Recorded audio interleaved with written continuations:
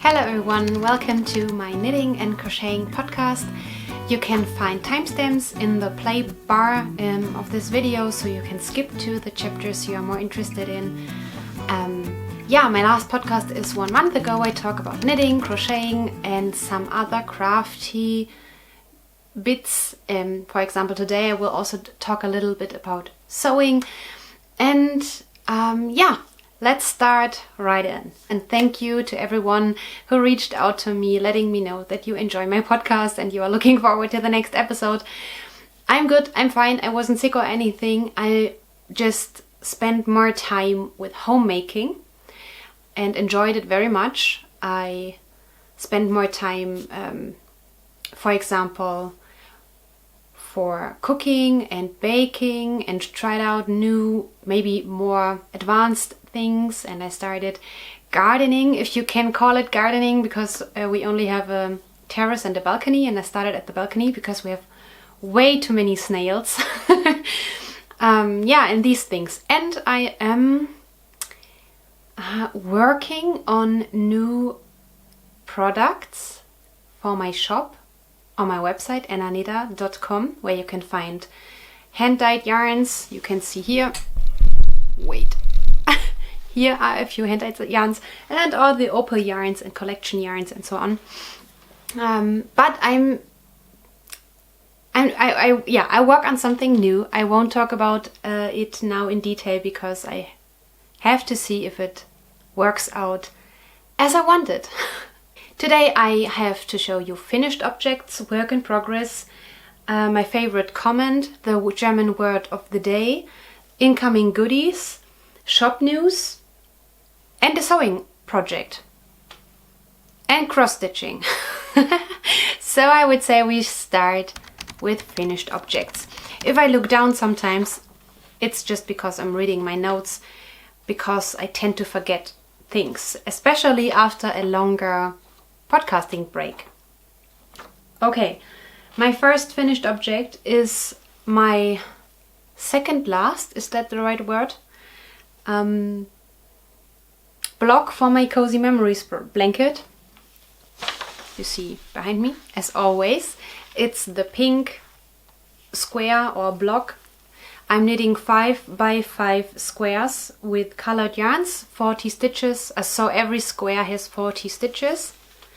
And then I surround it with a border.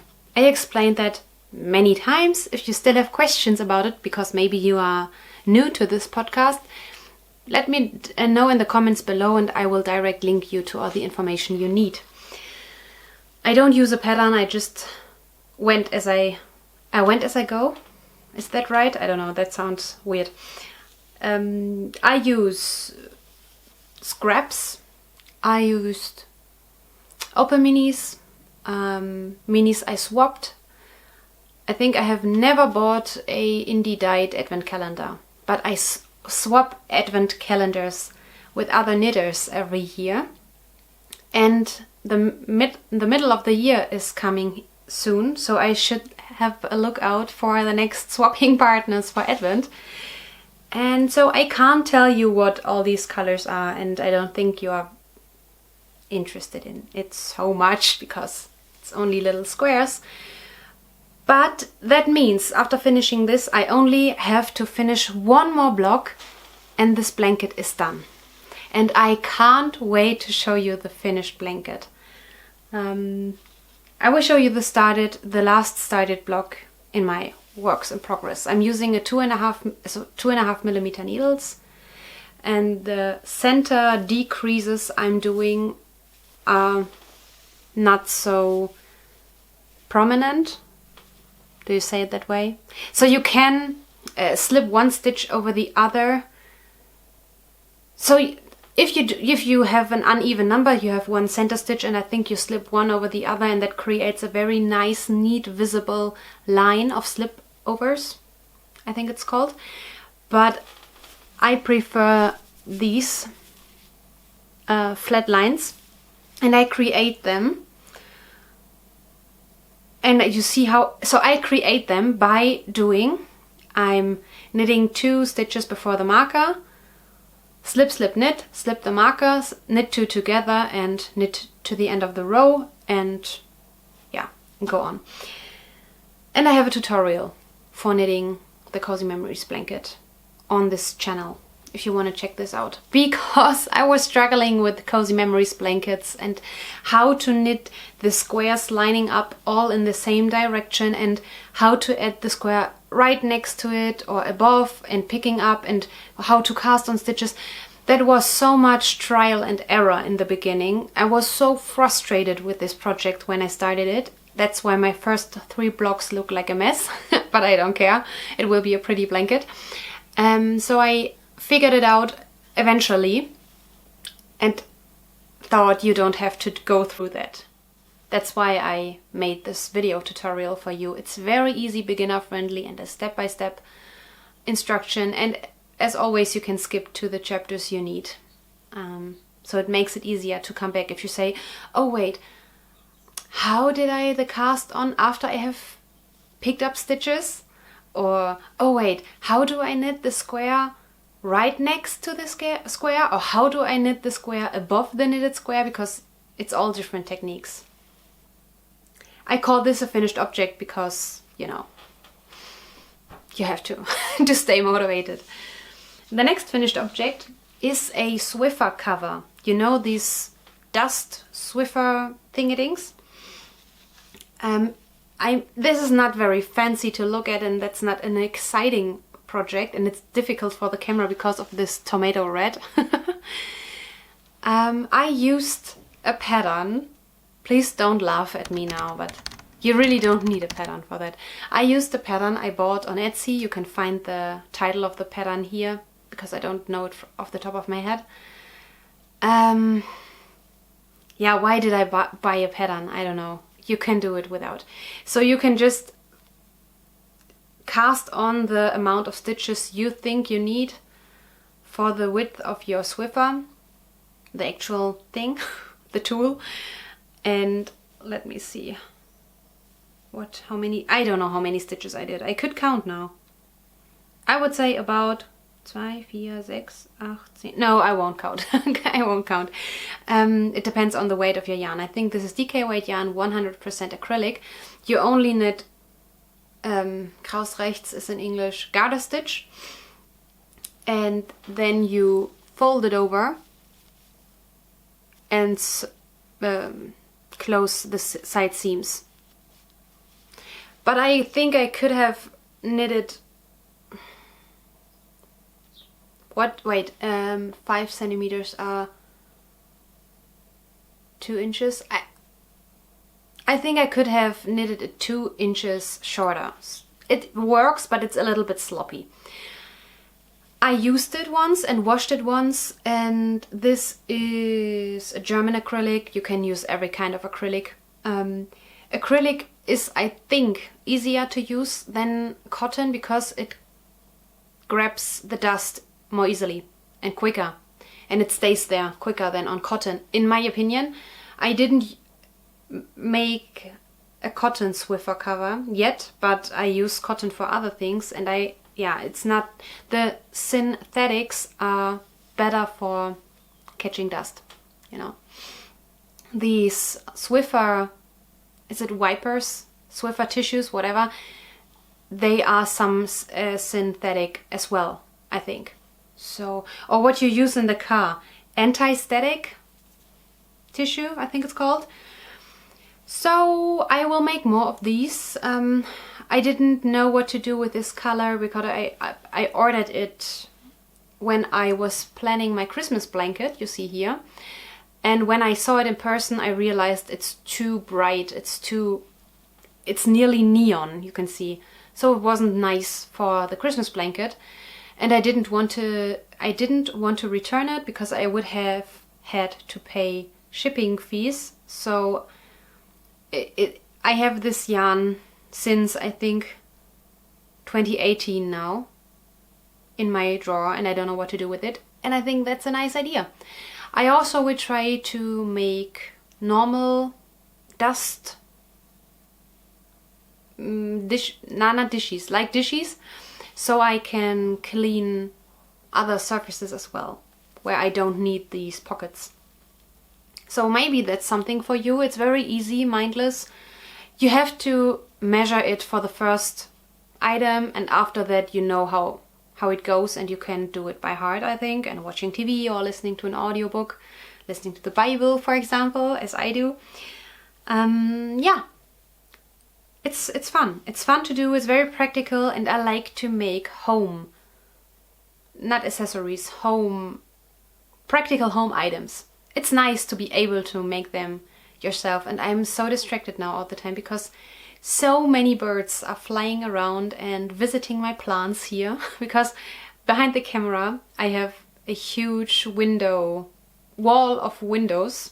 Wall? Is it a wall? Yeah.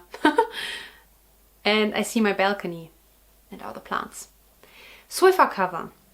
You don't buy a pattern, you don't need a pattern. Just measure your Swiffer tool, whatever you use, cast on the amount of stitches. You can always check the gauge on the label. You don't have to make a swatch for that. Yeah. Then hold it next to the Swiffer and you can decide, okay, now I can stop. It's tight enough. Make it a little bit tighter. Make it with negative E, so to say, so it doesn't come off your Swiffer. This doesn't come off my Swiffer, but I would like it to have a little bit tighter. Amazing. Fun, useful, easy, and you save money because you don't have to buy the Swiffer, tissue, wipers, cloth, however you call them. Yeah, my next finished object is a house item as well, because I need guest slippers. A little side note from a German to most of you are watching Americans. In Germany, we usually take off our shoes when we come into our house, our flat, and guests do this as well. I don't force my guests to do that, but most Germans feel more comfortable if they can put off their street shoes when they come into a house or a flat, and it's the polite way to do it. If you want to be polite, you offer to take off your shoes, and sometimes your host will say, no, leave them on because I didn't dust the floor yet, or I don't know, for example, for whatever reason, maybe for some other reasons. Yeah, but you always offer to put off your shoes. That is per default, okay? Yeah, and I don't want my guests to have cold feet during the winter. So I decided to make simple house slippers for my guests. I made simple house slippers in the past for many people. I think I have knit, I don't know, up to 10 pairs already, and I always gifted them. I never kept one for myself, one pair, because I have other house shoes. But I think I will make one for myself as well, because they are very nice to take with you if you're traveling somewhere. They don't take up so much space. This is a free pattern. You can find it on Ravelry, but it will direct link you to a homepage, so you can also search with Google simple house slippers and you will find them. The designer is called Temple of Knit. It's a free pattern, and there is a paid for pattern version as well, which you don't need. It gives you more instructions regarding sizing, but you don't need that. It's very easy. I'm using, what is this yarn? Wait, I'm using, is it Danish or Norwegian yarn? I think it's produced in Denmark. No, made in Norway. It's called Raggae Yarn. Moase seems to be, you can't read this, right? Seems to be the company. And it has, I'm so bad at yarn weights, I'm sorry, it's not DK, I think it's 90 meter on 50 grams, so 180 on 100 grams, so about 200 meter, so about 200 yards for 100 gram. Is it DK? I don't know. Yeah, you can knit, I would say, roughly 3 different sizes. Smaller sizes for women, middle sizes for taller women and average men, and a bigger size, so S, M and L, bigger size for taller men. But because the way this shoe is designed, you start with garter stitch, it's very stretchy, so it will fit everyone. This is size M, and you will wear it like this. And I decided to make the bigger sizes for men in these blue colors, blue-black color. And for women, I will make the smaller sizes in this color, so it will be easier to pick the right shoe for the guest. You know, when I say, oh, smaller sizes, this color, medium and large sizes are the darker color, it's easier for them to pick the right size. Although sizes aren't crucial with these. Yeah, and here you see where I started the toe. I will show you how you start these shoes. Wait. That leads us to works in progress, by the way. I have started a second pair. Now I will knit size L. This is M, so medium. Now I knit large. You start by knitting flat. I stopped in the middle of the row, but it's not a biggie. You start flat.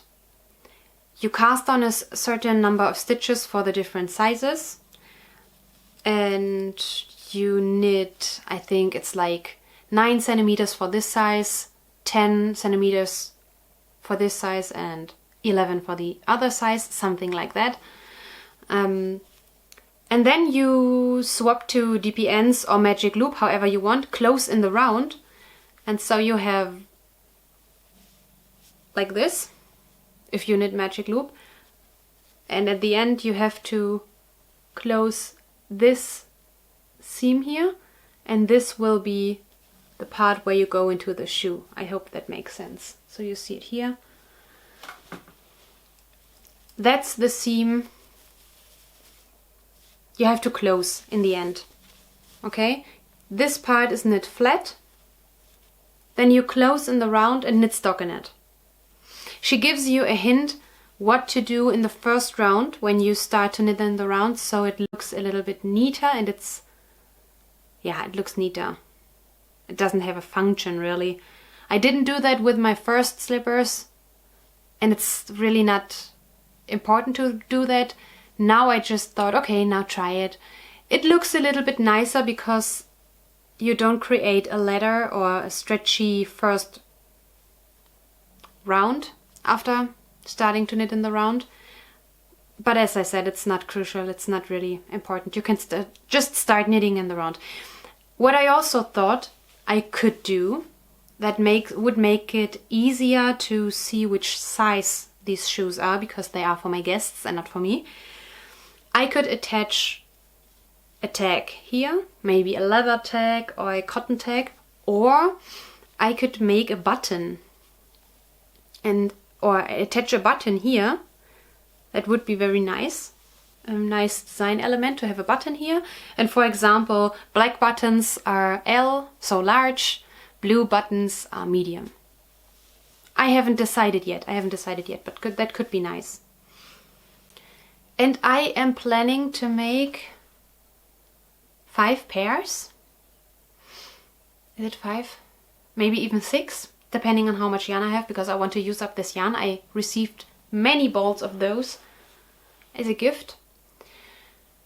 And I'm making these for the Harry Potter Knitting and Crocheting House Club as an owl. For everyone who is playing along, you know what an owl is. And for everyone else, I'm sorry. It's a game on Ravelry. You can earn points for your house. I'm in Ravenclaw. You have to be sorted and everything. It's a kind of knit-along and game. And you can turn in classes. That is something you earn like 20 to 40 points or something. If you turn in an owl, it's more points. If you turn in, I don't know, in Order of the Phoenix, it's even more points, and so on. Yeah, if you're not familiar with the Harry Potter universe, you won't understand anything. You won't have understand anything I told you, but if you are familiar with the Harry Potter universe, you know what I'm talking about. Okay, my next work in progress is my last block for my blanket. I wanted to finish this month. There isn't much time left this month, but as I told you, I was focusing mainly on homemaking lately, and it was amazing. I enjoyed it so much. Yeah, and I still have to find the right balance between all my hobbies, work, and homemaking. I definitely want to spend much more time with homemaking, to spend time for. I want to invest more time in homemaking. It's so lovely. Yeah, but here is my block in orange and yellow colors. I knit 20 squares, so 15 are more to go. No, the 20? 2, 4, 6, 8, 10. 10 squares, I'm sorry. And I need 25. Yeah, and I really like this one. This looks like a soft Halloween color to me. And this looks yummy, like a cake or popcorn or so. This is such an old colorway. I bought this as my first indie dyed yarn in Styria in Graz. That is many years ago. When was that? 2015 or so? And I still have leftovers. I made socks out of these, autumnal socks. Still have a leftover. Yeah, I'm knitting with 2.5mm needles. I'm using two needles from a DPN set, and wait, 4 inches are 10 centimeters, right? So these are 6. Yeah, I think 6 inches long. The shorter sock needles, 2.5mm, and I'm using my stitch markers so 1 stitch marker. I make them myself. I make them in 15 different colors, and you can get them in my shop with a silver or golden ring. These are the only stitch markers I can use. All the other pretty charms I buy, for example from 3 by the Sea Designs, because they have pretty charms for stitch markers and progress keepers and so on. All these pretty charms I only use as progress keepers or simply knitting jewelry just to put them on to cheer me up, because I can't use long stitch markers without creating letters. I knit it into my fabric, so I can't deal with it. That's why I made these ring stitch markers for me, and I'm offering them in my shop in different colors. And they are fun to use and easy to make, and yeah, and they are not so expensive for you to buy. A set of 15 stitch markers in the colors you want, all in the same color, or a set of 15 different colors, are €8. It's about $8. Dollar and euro is not so much. There is not such a big difference.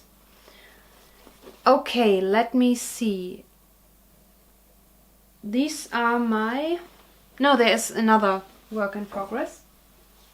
It's not really something to write home about, but I have to show it because I actually turned a heel. Yay! This sock is on my needles since February. I wanted to have a pink pair of socks for the month of February for obvious reasons, but I wasn't in sock knitting mood. I was making all these Easter eggs and sweaters, but I turned the heel. Okay, I just wanted to show you quickly my progress. I talked about this yarn and so on in the last episode. I don't want to repeat myself, so you are not bored. And now we come to a work in progress, that is sewing.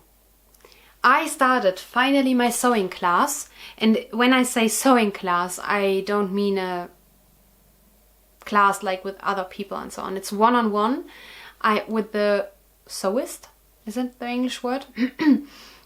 So we sat together for 2 hours in her shop.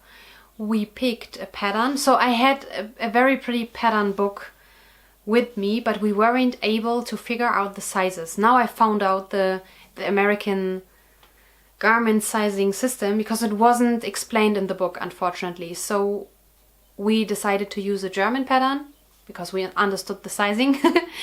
And I picked a very easy skirt. I can't show you the picture of a skirt or anything because I don't have the pattern here at home with me. She has the pattern. So I learned to read the pattern. I learned to copy the... What is it called? In German we say the Schnittmuster. So the cutting pattern. So I copied the parts onto transfer foil or this see-through paper.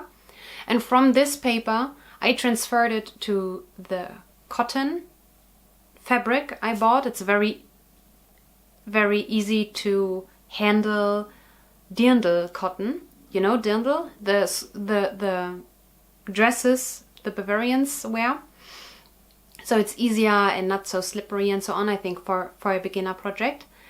I will show you in just a second. And then I transferred everything to the fabric. All the, how it's called, when you add 1/4 of an inch to your actual cutting. Nahtzugabe in German, I'm sorry. I still have to learn the English words for sewing. I just started. And, you know, I marked everything where the zipper goes and where the pouches go. So the skirt will be knee long and will have pockets. That is amazing. And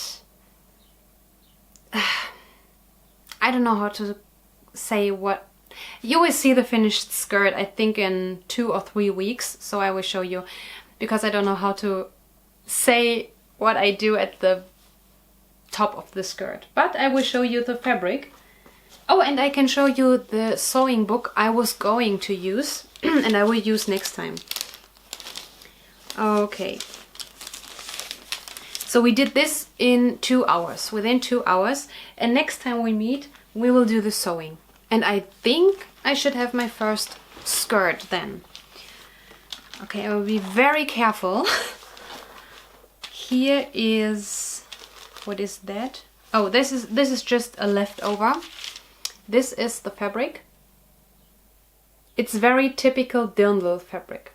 So the typical print, and it's 100% cotton. It's very easy to iron and very easy to cut and so on. So I think it's right for a beginner project. Here are my, yeah, how do you call that? I don't know. So this is one pouch. Is it pouch? No, pocket. These are the pockets. And here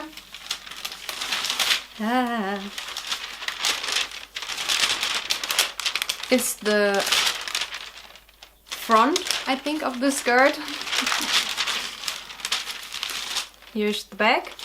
And now I can show you, but I can show you only the left side, I think, because I pinned these together.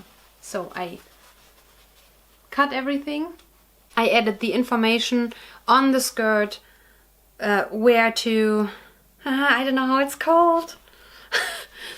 So here, do you see the lines here? That's the, is it the hem? On the hips, the side of the hips. And you will fold it so to create, I don't know how to say this in English, I'm sorry. And here is the other side. So the... or is this the front? I don't know. Wait, I have to attach another needle. And a pin. It's not a needle, it's a pin. In Germany, we say needle. Yeah, here's the other one. It's not very interesting to see now. It will be a little bit shorter. We added a little bit more length just to have wiggle room. So I added all the information I need for sewing onto the fabric. So we did this together. I learned a lot while doing that, and it was easier than I thought. Because the first time I saw instructions like, so the pattern itself, patterns like these. Wait, do you see that? I was so overwhelmed, and it's so much easier to learn from a real person in real life, in the offline world, than from a video. So there are things I really like to learn on YouTube, like new knitting techniques or something. Because I know the basics already, it's easier to adopt a new technique. But if you learn something from scratch, if you have to learn all the basics, it's so much easier to do it with a person who can correct you directly when you're making the mistake. And she told me which tools to use, which tools I really don't have to buy, and which brands are better. For example, she recommended for scissors and so on, and rulers, she recommended a German brand I knew already from knitting tools, and I would never buy knitting tools from this brand because these needles are a pain in the butt to use. But the sewing tools, she says, are great. So I trust her, and I bought a fabric scissors and some rulers and so on, and pens you can use on fabric.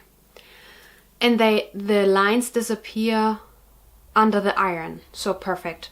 Yeah, and now I want to show you the book I will use next time. So after I finish this first skirt I made after a German pattern, someone recommended, I think directly to me, or I saw it in a video, I can't remember anymore, this book. So many dresses, so little time, so like to sew.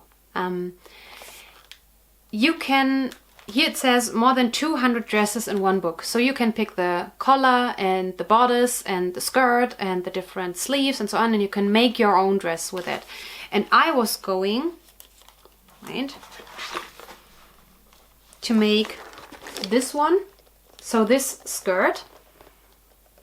And that's what I meant when I said I don't know how to call what I do on the hips, because I would do it with this skirt I'm sewing right now as well. These foldings here. And another skirt I would like to make, because it's, I think, easy to sew for a beginner. Although the sewist I'm learning from, she is so... she trusts my abilities so much, because I said, okay, well, let's try this, because it says in the pattern it's very easy and beginner friendly, and she says, oh, we can sew everything. You will be able to sew everything. And I said, okay, maybe with your help. So this is called dirndl skirt, although it has nothing to do with a real dirndl. That's not a real dirndl skirt, but it's called dirndl skirt here in the book, and it looks pretty and easy as well. Yeah. So this will be my next, one of these dresses or skirts will be my next projects. And I will see how it goes with the actual sewing part itself, because the preparation and so on was very quick. And it's fun, so I don't mind copying the pattern onto this see-through paper. This is like baking sheets, you know, I don't know how it's called. I don't even know how it's called in German. The sewing itself, we will see how difficult this will be. But if it's as easy as the first part, I can make a skirt within 4 hours. That's cool. I bought other fabrics as well, because I didn't know which type of fabric to use, and I had to buy them online and I couldn't touch them, therefore. So I showed my teacher the different fabrics and asked her for which fabric to use for what kind of project. And here are 2 other cotton fabrics. This is, yeah, as thick or as thin. This is a pretty summery. Is it the right or wrong side? You see the wrong side, I think. Wait. Yeah. This is a pretty summer floral design for a skirt. And I think I will make another one, maybe. Okay, I think after I finish the first skirt, I will do a second one completely on my own at home and see how I do without guidance. And if that works well, I can tackle the next project. I think that's a good way to see if I really learned what to do. And this one, I like this one so much because I like blue and brown. It's also 100% cotton. It feels a little bit stiff, and she recommended to use, is it softener? Fabric softener? You know, in the washing machine. And I don't use them because of the chemicals, so I will look for a more natural softener. But she said, maybe you have experience with that, she said I could use citric acid as well. Tell me if you have experience with that. And then this is more for autumn or winter because it's a little bit darker. This is, I think, jersey. Well, it's stretchy. I don't know exactly what, I don't know. I can't remember. I think it's jersey. It's a paisley pattern. I love paisley. Did you know that this is a Persian pattern? I love Persian fabrics. And this is stretchy. And on the back side it's black. Black, yeah. So this would make a pretty skirt as well. I will start with skirts and hope to be to advance to or evolve to dresses soon, because as I told you, I'm wearing dresses exclusively now. Skirts are a little bit more difficult to style because you always have to think about what top matches, and with, yeah, skirts are so easy. You just put it on and you are put together. And I think here is this one pen. Yeah, this is such a pen. I don't know which kind of ink this is. It's not chalk, but it looks like a biro, and it feels like that as well.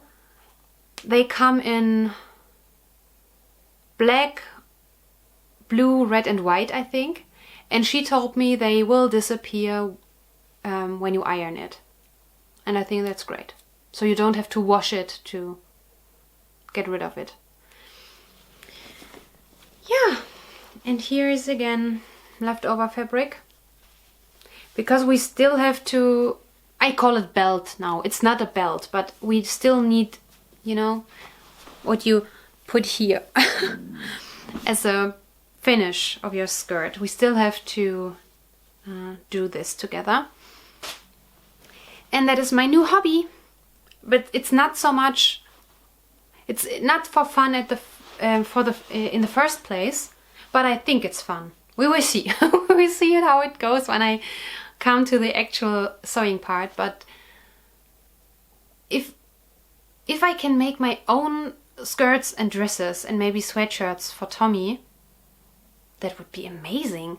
I would have full control over the content of the fabric, of the fibers, the quality and the colors and so on. And really, it's so difficult to get, for example, dresses and skirts that are long enough, if you know what I'm talking about. Yeah? So it's really not so easy, and many things are just ugly if you go shopping. Yeah, the shapes and the colors, and so ugly. The garments, the fashion nowadays, I know I'm sounding like an old lady, I'm sorry, I'm old in my soul, really. I have an old soul, and I really hate the modern fashion. I would wear all the dresses from the 50s and 60s. That was such a good time for music, for fashion, not for architecture, unfortunately, but at least for that. Yeah. I was born in the wrong time. Well, what comes next? Oh, another work in progress is I only did a few stitches, is cross stitching, and I really want to get back to it. That is what I'm going to show you now. The year-long stitch along from Frosted Pumpkin Stitchery from 2022. And I couldn't keep up with it because of shipping obstacles. And you know, when you get behind, and it's not your fault, you get behind like by 2 clues. It's so stressful to catch up, and then you just stop completely. Well, that's the way I work sometimes. But it's very cute, and the Frosted Pumpkin Stitchery, check out their website. They have so cute designs. It's all the kawaii, Kawaii style, you know, little cute things with cheeks and eyes and noses. And this is what I have done so far, and I only did like these stitches this week. And this is the second clue. I think the dolphins were the first clue, and this is the second clue. They use very nice, it's a kit by them, it's very nice Aida, very soft, it's 14 count I think, so the beginner friendly count, and they use DMC floss and some hand-dyed flosses, so they are, I think it's hand-dyed. It's called, for example, you see it maybe, it's a little bit variegated for the tail from the mermaid, and the company or whatever is called Classic Colorworks. Yeah, this is Shamrock, but the pink one is called, I have no idea how to pronounce that.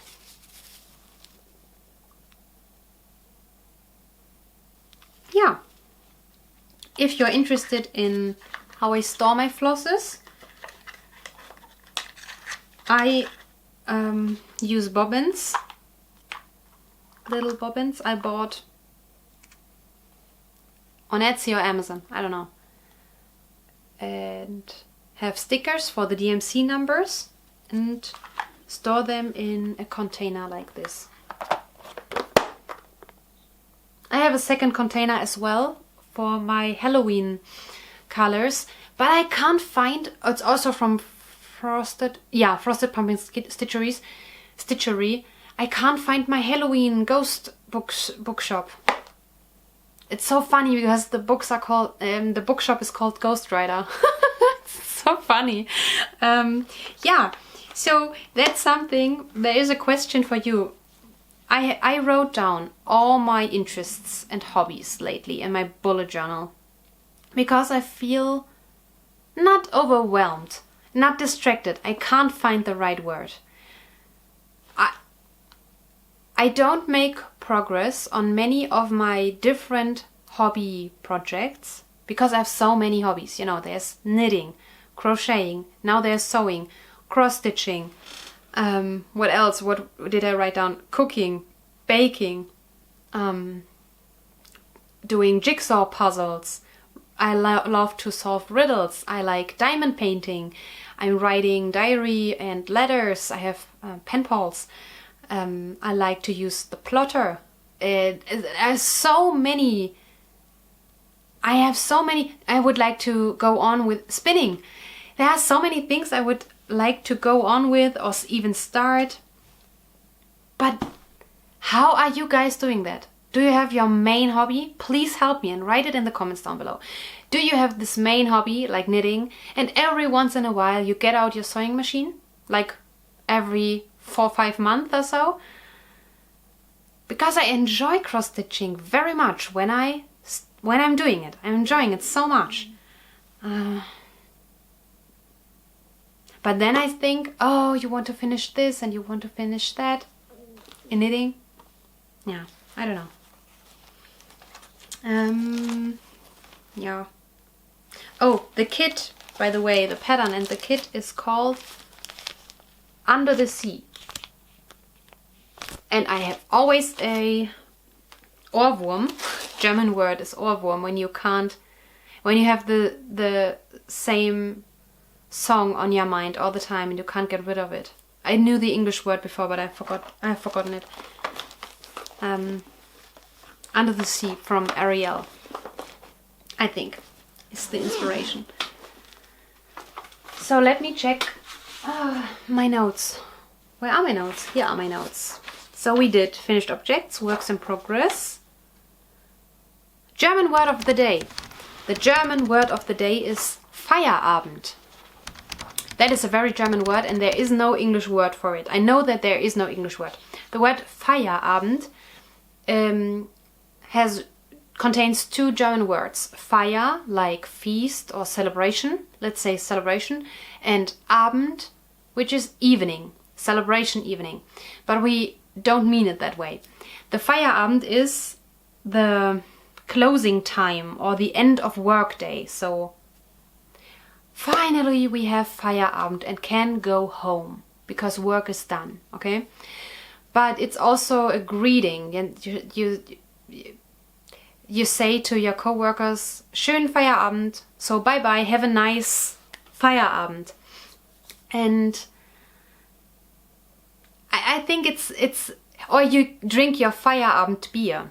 So it's a very common thing for men after they finished their day in the office or at the construction or wherever. They go together into a bar and they drink their Feierabend beer, so their end of workday beer together. Feierabend is a very nice word. It's a very typical German word, and it's yeah, because we're so happy to be done with work that we call it celebration evening, because now comes the real life, you know. You've done your work and now you can finally come home and eat with your family and spend the time with your hobbies. Feierabend. Yeah. There is no, if you have suggestions how you would say it in Britain, Great Britain, or in the US or in Canada or wherever you live, write it in the comments down below. But I don't think that there is an English translation for that. So maybe you use other words. Feierabend. Feierabend. Oh, and we also use this if someone is annoying us and is doing something and is overstepping lines, okay? We often say, now is Feierabend. So, or in German we say, jetzt ist aber Feierabend. So to say, stop that right now. It's enough. Enough is enough, you know? So you can also use it in a negative way. It's a way to say, it's enough. Stop that behavior. Now that's Feierabend. It's funny how we use this word. Next chapter is a little shop update, or just to tell you what is in my shop right now. I dyed, I think 2 weeks ago, new yarns. I have some of these. It's 100% superwash muselink free merino, 22 micron, and that means very soft. Sock yarn usually is about 28 micron, so like opal. Opal is about 28 micron. This is 22, so if the number gets smaller, it means softer. This is vanilla peach.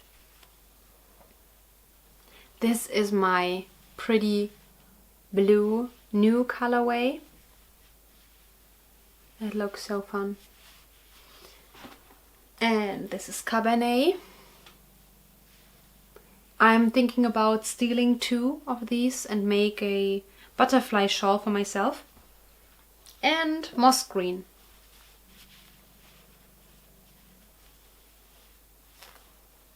Yeah, this would look good together.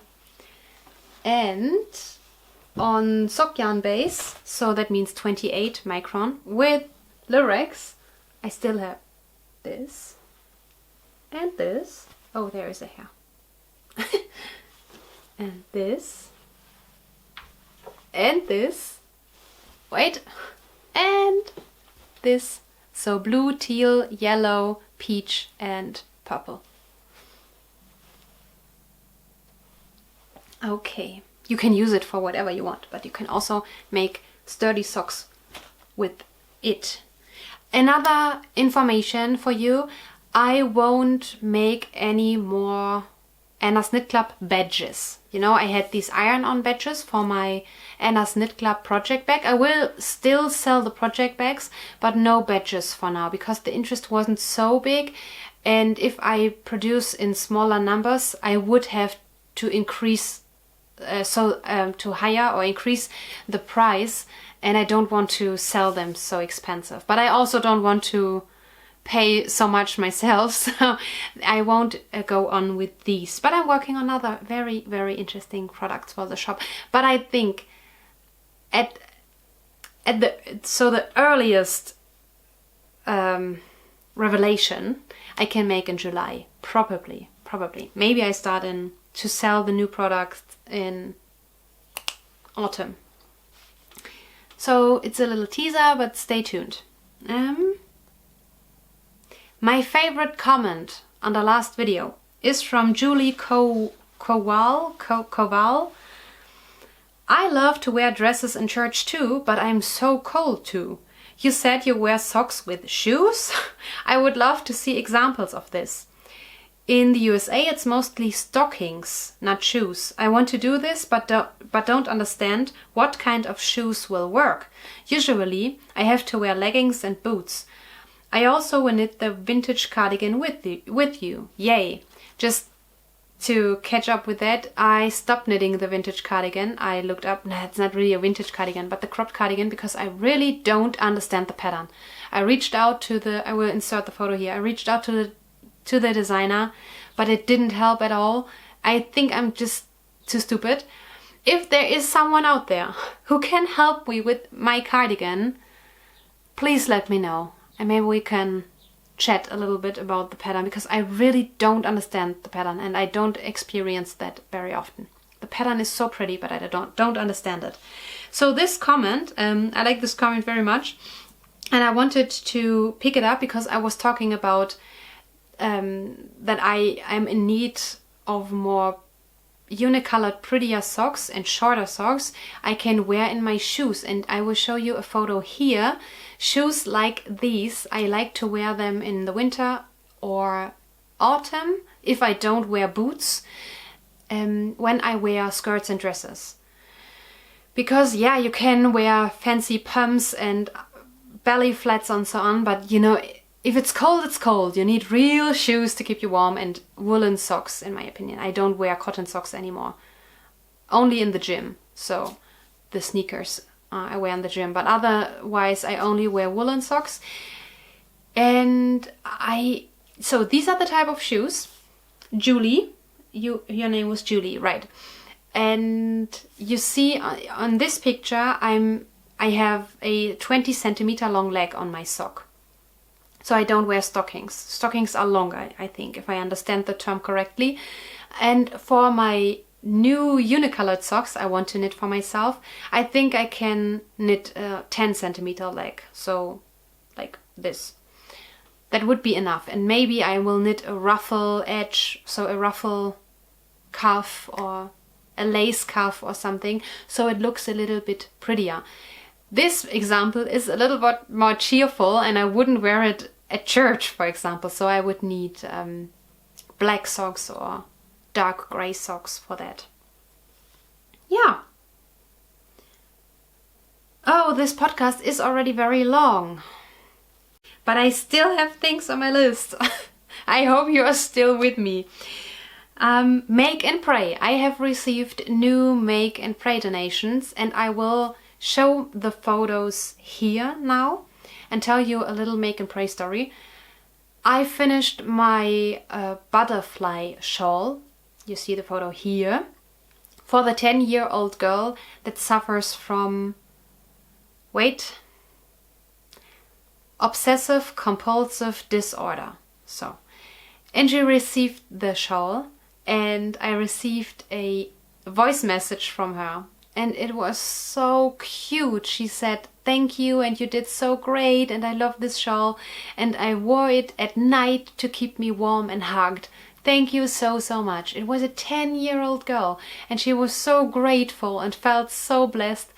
And she went for a camp with her church, with her parish, and took it with her because she didn't want to part with the shawl. And the mother told everyone she met about Make and Pray and how touched she was by this donation. And this is just a small example why I love to do charity work, especially connected with my passion of the fiber arts and prayer, because you know how it feels. You put so much love and work into an object, and then someone receives it, and you see or hear about their reaction, and you know for them it's so special because many people aren't able to knit or to crochet, or they don't know anyone who does this.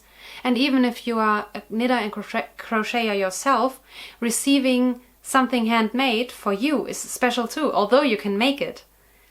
So you don't receive handmade items that often anymore, that take like 20, 30, 40 hours to make. And that is a very lovely story for me, and a lovely thing to do. Yeah, and I think all in all I have received 30 or 40 donations, and they are on their way to Bavaria, and that means on their way to the next recipients. And if you want to know more about Make and Pray, please visit my website annanita.com/makeandpray, and you will find out how to participate and what it is all about. Yeah, Knitalong. We still have the daily dedication going, so that's an informal knit-along. Just work on your project every day for example, 10 minutes or whatever your goal is, to be able to finish it within the year. For me, it's my blankets. Daily dedication 2023 on Instagram. And our other make-along is Anna's Knit Club. Every month we have a new prompt, and this month we have and had, so we still have until the end of May, scrappy projects. Just grab your scrappy project. I don't care about the craft. I don't care if it's a whip. I don't care if you finish it. Just post it with Anna's Knit Club, and I will repost it on Instagram in my stories. And at the end of this month I will pick a winner, and you can win a prize. Usually you can win yarns, hand-dyed yarns, opal yarns. Sometimes you win patterns, and this time you will definitely receive yarn, and I let the winner pick some yarns. So if I chose you and you won, I will send you a direct message on Instagram with photos, and you can pick your prize. I want you to enjoy your prize, so you pick it. You can pick it. Okay, for the last chapter I will answer 2 InstaKnitNight questions, because I think this podcast is already very long. InstaKnitNight is a hashtag on Instagram. Every Thursday night, a lady, I think she's called Cindy_Knits, posts a prompt and asks a question. A question like, what are your hobbies outside the fiber arts? And then you are invited to share your answer with your current project as a post on Instagram. It's fun. It's very much fun. Every week. My hobbies outside the fiber arts. Okay, I told you I have many interests and many hobbies. For example, pen paling. I write diary, and I love planning with my bullet journal, the minimalistic way, not the artsy fancy way. I love reading. Lately I'm spending more time with baking and cooking. Now that I take more time for me as a homemaker, I enjoy cooking and baking so much more.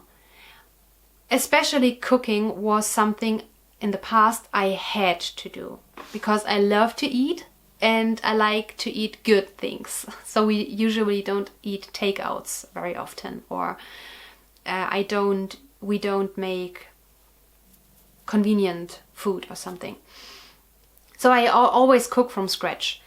And if you are working a lot and it's like 11:30 and you ask yourself, oh yeah, what could we eat today?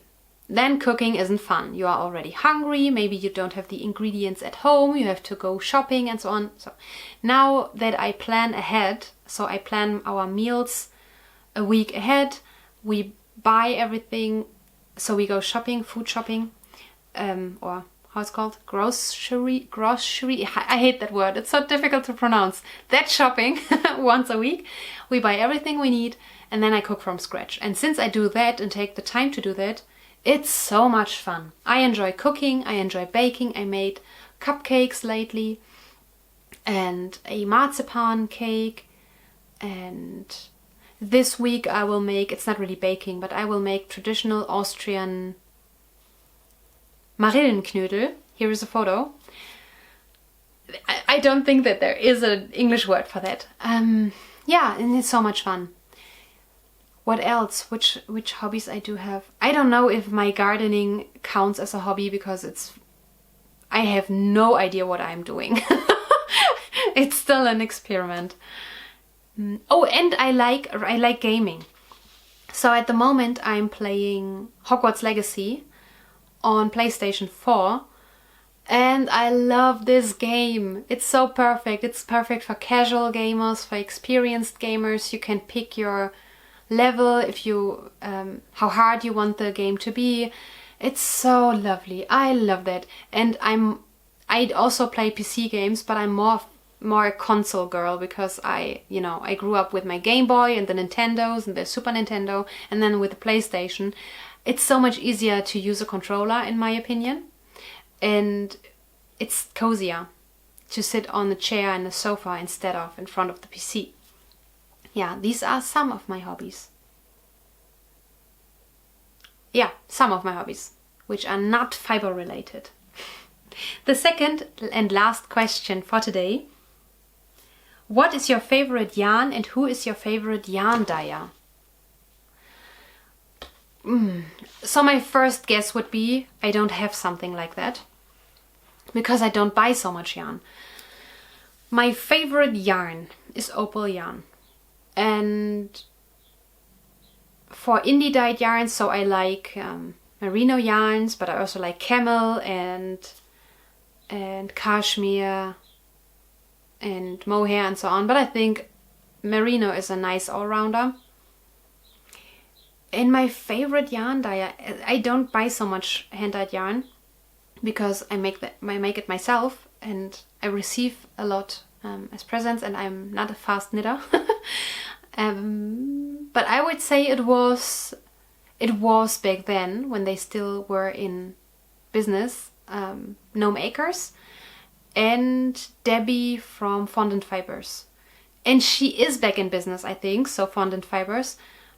But last time I checked her out, her website wasn't working, so I hope she's back in business now. So she makes very pretty Harry Potter colorways and also other colorways. I like her yarn.